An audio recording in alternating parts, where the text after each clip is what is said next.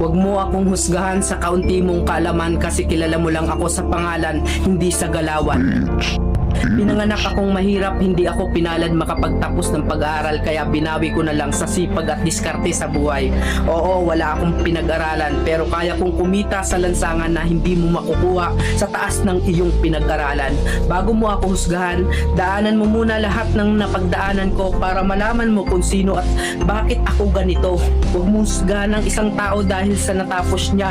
Dahil minsan, kahit yung mga taong hindi man humahawak ng diploma, daig pa nila yung nakagraduate ng may corona. Bawat tao may kanya-kanyang kwento sa buhay. Kaya bago mo sila husgahan, alamin mo muna ang kanilang pagkatao at tingnan mo muna ang sarili mo.